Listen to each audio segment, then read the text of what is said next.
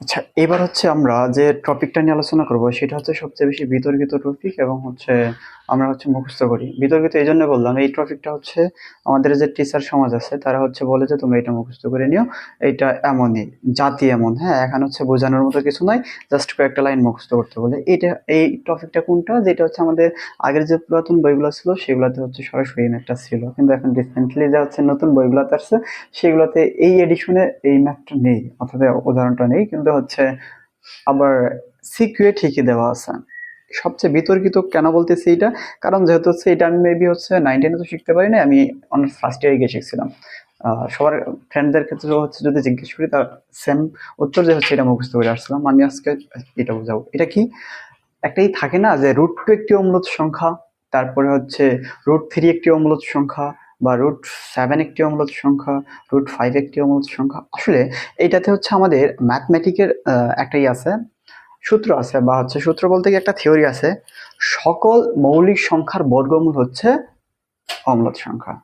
এটি আমরা প্রমাণ করবো আজকে। তাহলে কি, সকল মৌলিক সংখ্যার বর্গমূল কি অম্লজ সংখ্যা। দেখো তোমরা যদি একটা জিনিস খেয়াল করো, 2, √2, 3, 5, 7 আর 11 13, এইগুলো হচ্ছে কি 13, এগুলা সবগুলোর উপর কি রুট দিলে কি হয়ে যায়, অম্লজ সংখ্যা হয়ে যায়। তাহলে আমি কি যদি কোনো মৌলিক সংখ্যার উপর হচ্ছে কি দেই, রুট দেই, তবে সেটা কি হয়, অম্লজ সংখ্যা হয়। আমরা সেটাই দেখবো। ওকে, এই জিনিসটা প্রমাণ করে আমি একটু টপিকটা লিখি একটু ভিন্নভাবে। হ্যাঁ, কারণ হচ্ছে আমরা দেখা যায় যে ইন্ডিভিজুয়ালি শিখি হচ্ছে √2 একটি অম্লজ সংখ্যা, আবার শিখি √5 একটি অম্লজ সংখ্যা, এভাবে শিখবো না, একদম সবগুলাই যেন হচ্ছে একটা শিখলে আমার হয়ে যায়। এখন কি কি পরিবর্তন করতে হবে, সিম্পল একটা জিনিস পরিবর্তন করতে হবে। হ্যাঁ, আমরা হচ্ছে এইভাবে আসি। এবার আমি একটু লিখি টপিকটা। দেখো এটা হচ্ছে গুরুত্বপূর্ণ একটা জিনিস। হ্যাঁ, সকল মৌলিক সংখ্যার বর্গমূল কি অম্লজ সংখ্যা। কারণ এটা হচ্ছে আমরা কি করি, যে এটা হচ্ছে ইন্ডিভিজুয়ালি মুখস্থ করি, বা হচ্ছে অনেকেই যেটা হচ্ছে এমসিকিউ আসলে পারি না, এটা হচ্ছে এইভাবে মনে রাখবা, √2, √3 বা √5, √7 এসবের দরকার নেই। ওকে, এখন হচ্ছে এটা আমরা প্রমাণ করব। হ্যাঁ, এটা প্রমাণ করব। প্রমাণ। এখন তোমরা তোমাদের পছন্দ মতো একটা মৌলিক সংখ্যা নেও। ধরো হচ্ছে যে এটা বইতে যেগুলো বেশি ভাগ আসে, √3 বা √2, √5, √7, একটা নিলেই হইলো। ধরো আচ্ছা আমি √2 নিলাম। হ্যাঁ, কি নিলাম, √2 নিলাম। প্রমাণ কি করব, যে √2 একটি অম্লজ সংখ্যা, √2 একটি অম্লজ সংখ্যা। আচ্ছা, প্রমাণ, আচ্ছা আমি একটাই করি, প্রমাণ করো √2 একটি অম্লজ সংখ্যা। হ্যাঁ, এটা আমার হচ্ছে প্রমাণটা, মেনলি যে এটা আমাদের যেভাবে হচ্ছে এসএসসি লেভেলে চলে আসে। কিন্তু আমরা শিখবো কিভাবে, সকল মৌলিক সংখ্যার বর্গমূল, বর্গমূল মানে রুট ওভার। হ্যাঁ, বর্গমূল কি অম্লজ সংখ্যা।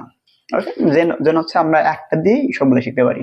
এখন ধরো এটা একটু গল্প বলি, স্বাভাবিকভাবে চিন্তা করতে হবে। হ্যাঁ, ধরো একটা মা, সে যদি সন্তান জন্ম দেয় তাহলে কি হইতে পারে স্বাভাবিকভাবে। হ্যাঁ, হয় ছেলে নয় মেয়ে।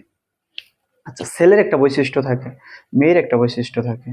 এখন এখন কথার কথা ধরো আমি হচ্ছে একজন হচ্ছে, মানে আমি দেখি নাই সে ছেলে না মেয়ে, আমি দেখি নাই, কিন্তু আমি তার বৈশিষ্ট্যগুলা, একজন আমাকে বৈশিষ্ট্যগুলা বলতেছে যে দেখতে এমন এমন এমন। তাহলে সে যদি হচ্ছে ধরো ছেলের বৈশিষ্ট্যগুলা বলে, ছেলের বৈশিষ্ট্যগুলা বলে, তাহলে কি সে কি কোনো মেয়ে হইতে পারে, সে কি তাহলে মেয়ে নয়। আর যদি মেয়ের বৈশিষ্ট্যগুলা বলে, সে কি তাহলে কি কোনো ছেলে হইতে পারে। বুঝো বিষয়টা। হ্যাঁ, এই থিমটাই হচ্ছে এই জায়গায় কাজে লাগানো হয়। তোমরা যখন প্রমাণ করো যে হচ্ছে √2 একটি অম্লজ সংখ্যা, তাহলে আমার প্রমাণ করা কি উচিত ছিল, অম্লজ সংখ্যা প্রমাণ করা উচিত ছিল, তাই তো। কিন্তু ধরো আমি যেমন ছেলে মেয়ের কথা বললাম, আমি যদি বলি যে হচ্ছে এইটা কি ছেলে নয়, তাহলে তুমি কি বলবা স্বাভাবিকভাবে, মেয়ে।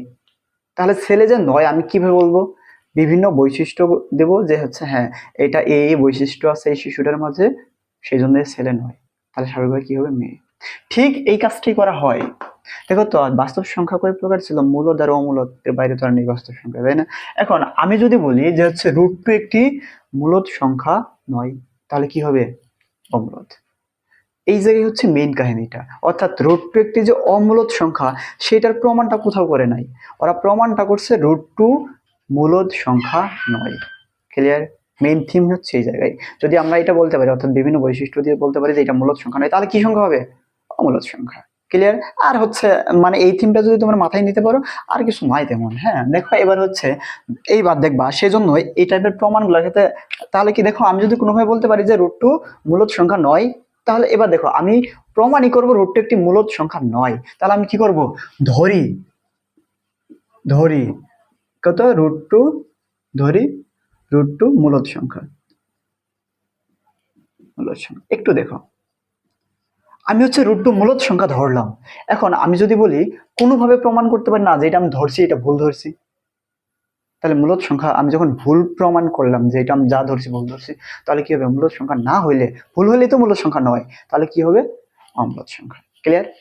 দেখো তাহলে যখন ধরলাম √2 একটি কি মূলদ সংখ্যা। আচ্ছা যেহেতু আমি ধরছি, এটা দেখি আমি করে থাকি, দেখি কত যেহেতু ধরছি তাহলে আমি কি দিতে পারি, সুতরাং দেখো তো অতএব আমি দিতে পারি না সংজ্ঞা অনুসারে,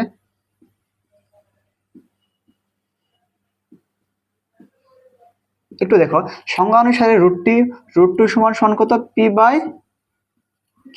এখন যদি বলি সংজ্ঞা অনুসারে, কার সংজ্ঞা অনুসারে, মূলদ সংখ্যা অনুসারে। মূলদ সংখ্যাতে কি ছিল, যে সকল সংখ্যাকে p/q আকারে প্রকাশ করা যায় তাকে কি হয়, মূলদ সংখ্যা। তার মানে অবশ্যই √2 কে আমি p/q আকারে প্রকাশ করতে পারবো, যেহেতু আমি এটা ধরে নিছি কি মূলদ সংখ্যা। আমার তো ক্লিয়ার? আচ্ছা এবার দেখো, এবার তাহলে হচ্ছে আমরা কিছু হচ্ছে প্রমাণের সুবিধার্থে বেশ কিছু লাইন করবো এই জায়গায়। এই √2টাকে আমি রুট তুলে দিব, অর্থাৎ হচ্ছে উভয় পাশে হোল স্কোয়ার করি। তাহলে হচ্ছে দেখো আগে কি পি স্কোয়ার কি হচ্ছে, উভয় পাশে কি করলাম, উভয় পাশে বর্গ করে। হ্যাঁ এটা কিন্তু বর্গমূল করে নেই, বর্গ করে। হ্যাঁ তাহলে হচ্ছে 2 সমান সমান হচ্ছে পি স্কোয়ার/কিউ স্কোয়ার। এটা তোমরা একটু করতে পারো, মানে সম্পূর্ণের উপর দিতে পারো, পরের বার ভাগ দিতে পারো।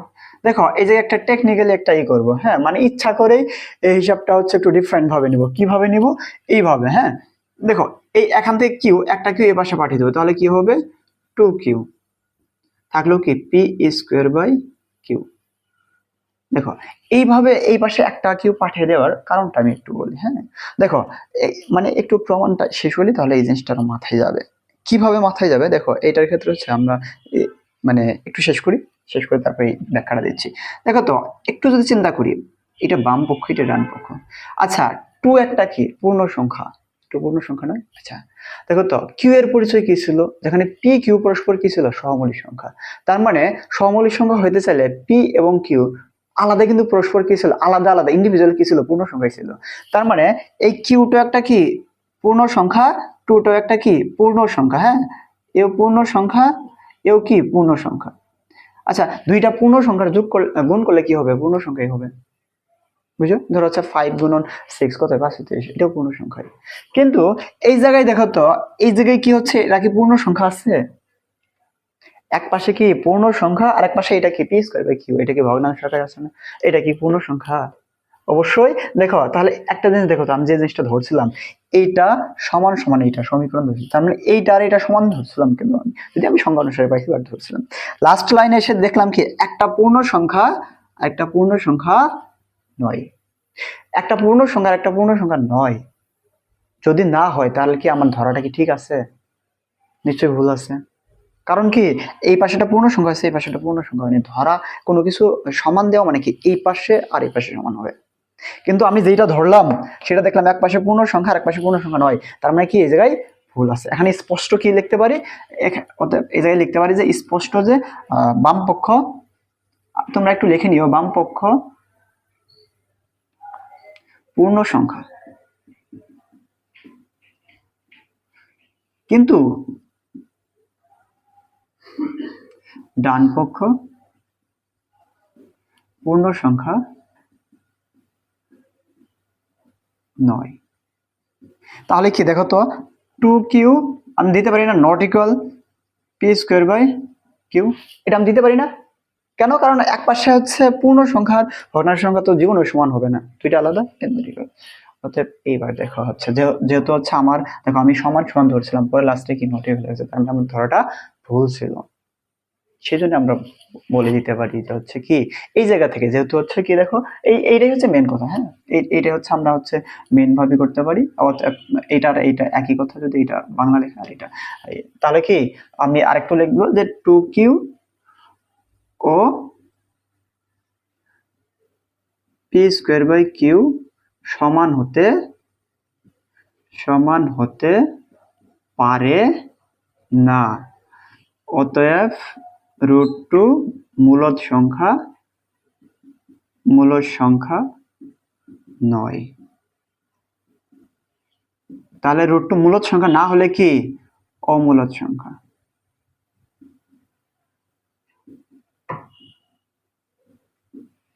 এইবার দেখো, হ্যাঁ এই জায়গায় হচ্ছে কেন আমি হচ্ছে কিউটাই আনলাম। আচ্ছা, কিউটাকে আনার ওই সুবিধা হচ্ছে কি, আমি হচ্ছে এই লাইনটা বলতে পারছি যে একটা পূর্ণ সংখ্যা আর একটা কি পূর্ণ সংখ্যা নয়। এখন কিছু একটা যুক্তি বা তর্কের মাধ্যমে তো জিনিসটাকে প্রমাণ করতে হবে। এই প্রমাণের সুবিধার্থে হচ্ছে আমরা এই কিউটাকে হচ্ছে একটা কিউ রেখে একটা কিউকে এই পাশে বলতেছিলাম। ক্লিয়ার? এবার দেখো, আমি যেটা ধরছিলাম এটা কি √2 = p/q, লাস্টে গিয়ে দেখলাম কি এই যে ডান পক্ষ আর বাম পক্ষ, দেখো আমি ধরছিলাম কিন্তু ডান পক্ষ আর বাম পক্ষ সমান। এটা কার থেকে ধরছিলাম? সংজ্ঞা অনুসারে। কেন? কারণ আমি ধরে নিয়েছিলাম √2 একটা কি মূলদ সংখ্যা।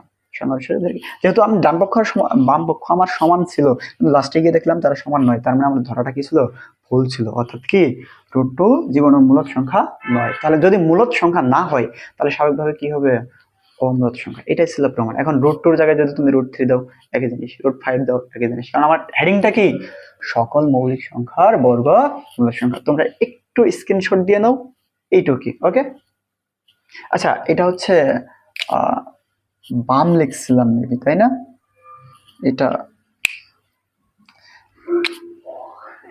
এইটা হচ্ছে বাম লিখছিলাম, বাম পক্ষ পূর্ণ সংখ্যা কিন্তু ডান পক্ষ পূর্ণ সংখ্যা নয়। হ্যাঁ, আচ্ছা এবার স্ক্রিনশট দিয়ে নাও। ওকে, এই ছিল হচ্ছে তোমাদের এইটা যেটা সবচেয়ে বেশি বিতর্কিত। এখনো যদি না বোঝো তাহলে অবশ্যই আমাকে হচ্ছে আমার ফেসবুকেই করতে পারো, হচ্ছে তোমরা কমেন্ট বক্সে অবশ্যই সমস্যা করতে পারো, কোথায় সমস্যা হয়েছে আমি এটা স্বাভাবিকভাবেই নিবা। দেখো আমি যখন বললাম এই যে ধরো হচ্ছে কেউ একজন আমাকে একটা সন্তান এনে দিয়ে বললো যে বৈশিষ্ট্য বলো, এই বৈশিষ্ট্য দেখে বললাম যে এটা ছেলে নয়, তাহলে কি হবে? ঠিক সেম জিনিসটা। হ্যাঁ, এটার প্রমাণটা কি করছি আমরা? এই √2 বা হচ্ছে যাই হোক না কেন, এটা কি মূলদ সংখ্যা নয়, অমূলদ সংখ্যা প্রমাণ করিনি, মূলদ সংখ্যা নয় এটাই প্রমাণ করছে। কারণ বাস্তব সংখ্যা দুই প্রকার, এখন মূলদ সংখ্যা না হলে 100% অমূলদ সংখ্যা। ক্লিয়ার? এই ছিল আর কি। হ্যাঁ, আচ্ছা ঠিক আছে।